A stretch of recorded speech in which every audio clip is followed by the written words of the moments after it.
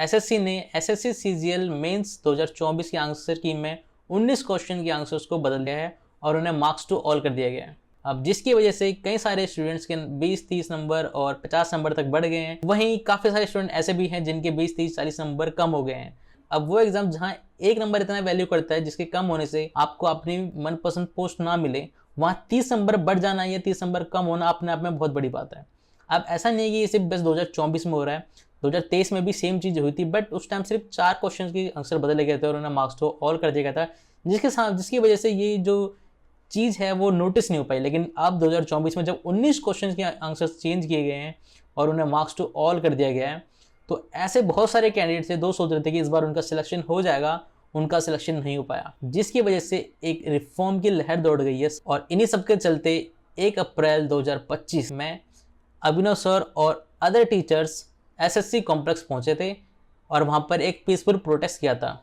उसको बढ़ाने के लिए, सपोर्ट करने के लिए उन्होंने एक वीडियो बना के इंटरनेट पर डाली भी थी। वो स्टूडेंट जिनके जो ये चीज़ें फेस कर रहे हैं या फिर बाकी स्टूडेंट जितने भी स्टूडेंट्स हैं, भले वो इस साल एग्जाम दे रहे हो या ना दे रहे हो, वो सब आए और वहाँ प्रोटेस्ट में शामिल हो ताकि चेयरपर्सन से मिलना पॉसिबल हो पाए। तो फाइनली जब करेक्टिवली चीज़ें हुई, जब सारे टीचर्स आए और स्टूडेंट्स आए, तो वो चेयरपर्सन से मिलने में सक्सेसफुल हो गए। 1-1.5 घंटे मीटिंग चलने के बाद कुछ इंपॉर्टेंट अपडेट्स चेयरपर्सन की तरफ से आए हैं, वो मैं आपको आगे वीडियो में बता देता हूँ। तो यहाँ पर पहला अपडेट ये आया है कि जो रॉन्ग क्वेश्चंस एसएससी पूछ रहा था वो अब नहीं पूछेगा। अब इसके पीछे चेयरपर्सन ने क्या बोला है कि वो अब अपना वेंडर चेंज करने वाला है। मतलब तो अभी तक जो टीसीएस उनके क्वेश्चन पेपर को सेटअप कर रही थी, अब वो नहीं करेगी।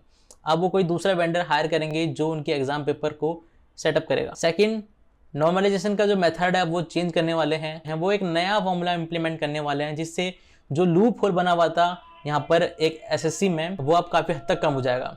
थर्ड, मेंस अब सिंगल शिफ्ट में होने वाला है। ये चेयरपर्सन ने बोला है कि उनको भी ये चीज़ फील होती है कि भाई यहाँ पर कुछ गलतियाँ हो रही है और बहुत सारे स्टूडेंट्स हैं जिनका घाटा हो रहा है, तो उनने अब ये चीज़ बोली है कि जो मेंस का एग्जाम होगा वो अब सिंगल शिफ्ट में होगा, जिसकी वजह से वहाँ पर नॉर्मलाइजेशन की नीड होगी ही नहीं।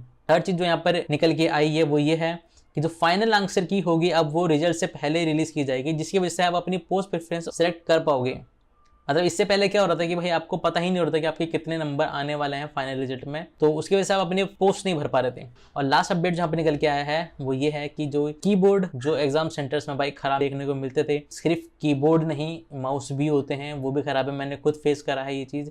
तो ये मुझे लगता है कि भाई एसएससी को देखना ही चाहिए, क्योंकि हम सारा साल अच्छी प्रिपरेशन करके वहाँ पर सिर्फ 1-1.5 घंटा एग्जाम देने जाते हैं और उस टाइम पे भी अगर हमारे कीबोर्ड माउस खराब रहते हैं ना, तो सच में बहुत बुरा लगता है। मेरे साथ ये सेम चीज़ हो चुकी है, तो मुझे भाई पता है। ये 5 अपडेट निकल के आई है। अब हालांकि ये एक वर्बल कम्युनिकेशन थी, कुछ रिटर्न वहाँ पर चीज़ें नहीं हुई हैं, तो सब इतने रिलाई नहीं कर सकते कि होंगी या नहीं होंगी। आप बताइए आपको क्या लगता है कि ये चीज़ें इंप्लीमेंट होंगी या नहीं होंगी, आपको इस चीज़ में क्या विचार है, तो आप मुझे कमेंट में जरूर बताइए। हाँ, तो चेयरपर्सन ने अभिनव सर को ये जरूर बोला कि हाँ जो भी बातें वहाँ पर हुई हैं, जो भी पॉइंट अभिनव सर के हैं या अदर टीचर्स के हैं, आप सब कलेक्टिवली एक पेपर पे उनको रिटर्न ला के दो, ताकि वो आगे इस चीज़ को प्रोसेस कर पाएँ और इस चीज़ पे जल्दी से जल्दी एक एक्शन हो।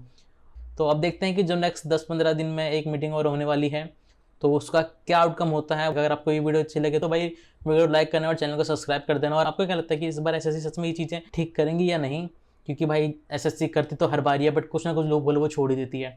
एक चीज़ ठीक करती है, दूसरी चीज़ खराब कर ही देती है। तो इस बार बताना आपको क्या लगता है कि ये चीज़ें ठीक होंगी या नहीं। वो जल्दी कराना मेरे ऊपर, मैं जिम्मेदारी लेता हूँ कि मैं करवा दूँ।